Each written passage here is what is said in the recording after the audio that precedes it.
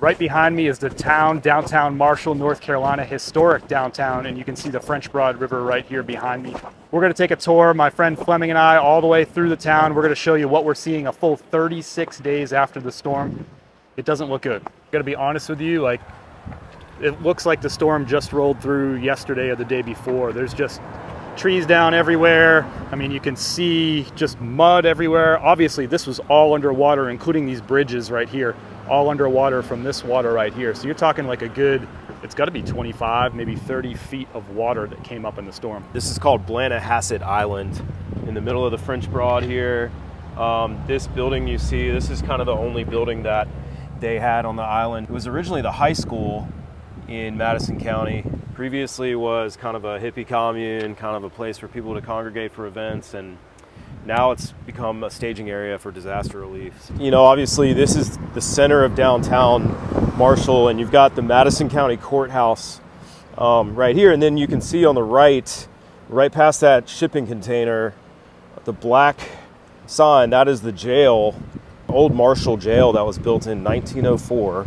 Now they've repurposed it, but yeah, that used to be an 18 room jail. Look at that. You can see the water was obviously up here. See this massive rebar exposed here.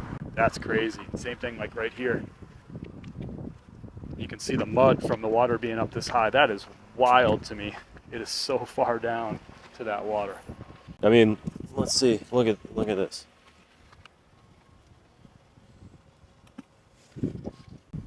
Oh. It just bent it. That's crazy. Same thing on this side. This got all mangled up too. Look at it. Just broke it right off. So you can tell right here that the water was right up from the river. You can tell that the water was right up here to this building, and they are all boarded up.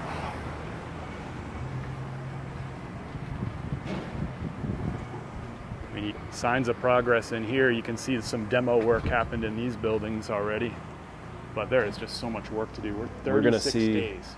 We're going to be seeing a lot of this in all these buildings. The buildings being built out of brick and quality construction are able to stick around, but everything is gutted to the studs. Yeah, there you go. Look at all the mud. Mm.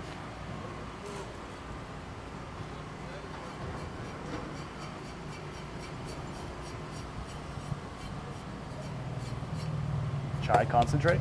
Yep. Obviously no restrooms downtown, so they put in some new ones. Wow.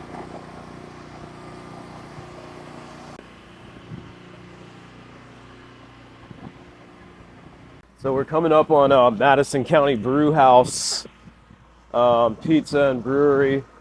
My band Shedbugs played here about a month before the storm hit. We were right there in that corner, rocking out.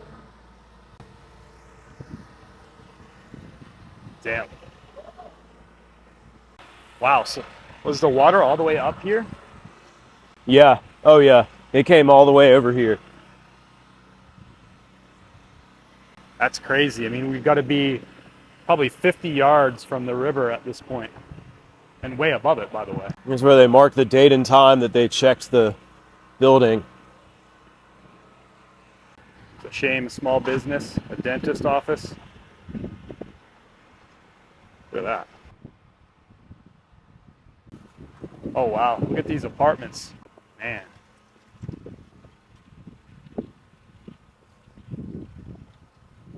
Are you telling me that that sign right there, that was knocked by the water or by winds, do you think?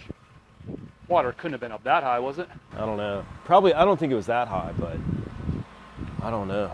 And that's what's crazy. It was a flooding event and it was a wind event at the same time. Yeah. Gives you an idea of how high up above the water we are in the town and on the main road there. Here's a shot from the other side of Blennerhassett Island. It's got to take forever to get all this trash and debris out. You can see that's all like their HVAC and all their drywall and flooring all ripped out. It's got to take forever. Yeah. Look at the mud 36 days later. Just looks like bookshop and arts. And boy, this took a lot of damage. Yeah, full gut.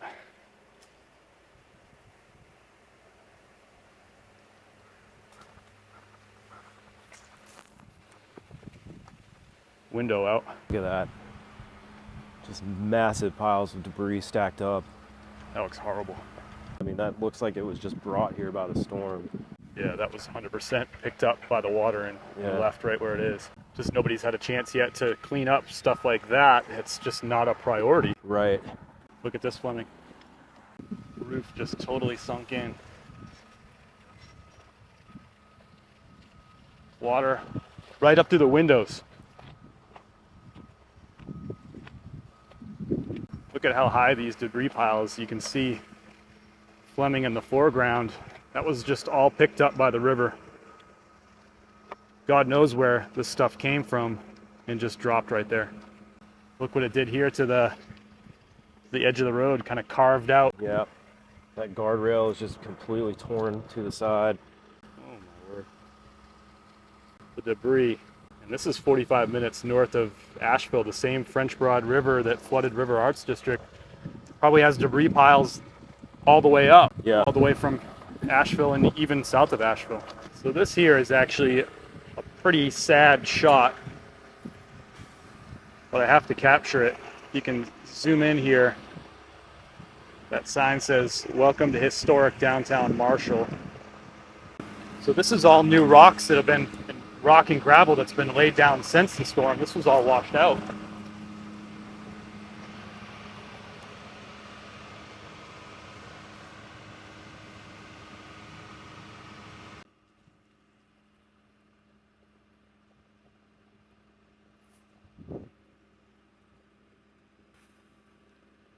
I gotta be honest, Fleming, I'd seen pictures, I'd seen a little bit of video, I talked to some people, and I mean, I knew it was gonna be bad up here, but this is worse, way worse than what I would have thought. Yep, it just had an absolute raging river come 8 or 9 feet up just ripped through downtown. I mean, we would have been underwater where we're standing right now, which is wild because we're standing we're probably 15 feet of elevation above the river right now. Yep. Now this place here is legendary in Marshall. I've never eaten here, but I've heard so many good things about the Star Diner, and just a shame to see the shape that the building is in right now, and just to think about how long it would take them to rebuild, to reopen. I mean, just the amount of work and money it would take just to get those doors open again is mind-boggling to me. To the community of Marshall, this place is irreplaceable. Go to the coffee shops and the breweries and the bookstores and fire up the laptop and spend some time here. This town and a ton of the other hard-hit cities, or little towns, I would say, around this area, and it's a new era for the whole thing. There's going to be a long rebuilding period, and eventually it'll reach some form of stability, but it's never going to be the same place that it was. Oh wow. Right here you can see the water line. That's insane, because that's the river over there behind those buildings. So it gives you an idea of how much was underwater here. I'm not really interested in getting into the great debate of FEMA and the government fixing everything, but I think you can gather from this video that, there's just not, FEMA and the government aren't this magical thing that it's going to come through and just fix homes and businesses. That's really just not the way it works. They help pump some funds into the area, which will ultimately help people to rebuild, but I mean, the government isn't here rebuilding homes and businesses. Right. They also provide funds for people to get out and kind of move on with their lives elsewhere, because it's going to be a while before they can do it here. Right. If you worked at one of these places downtown, one of these restaurants or bookstores or whatever, right, your job's not going to come back online in a couple of weeks here. A lot of these rebuilds, you're talking about several months on the short end, and on the high end, you're talking about more than a year. And some of these small businesses will decide that they're never going to reopen again. They just don't have the funds or the means or the time to rebuild. Look at this. I mean, this is it's just totally gutted. We've already shown you dozens of small businesses and homes and apartments that have been totally gutted, and still every time I look at one of these things, it's just makes my stomach drop. Like, you feel it, and it doesn't feel good. Some homes there, Totally gutted. Hot water heater sitting out in front of that one. Totally gutted. You can hear and see some fans back there trying to dry this place out. Again, 36 days since the storm.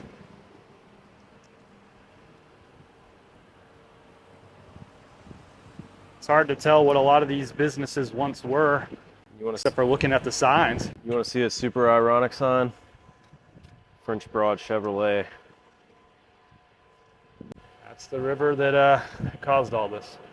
I think portions of this video, I'm just not really going to have words for what I'm looking at.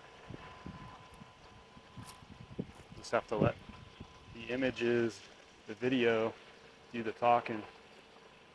Oh my gosh.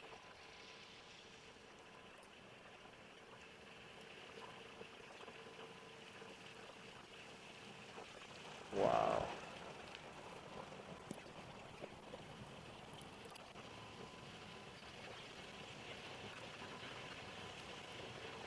Look at this.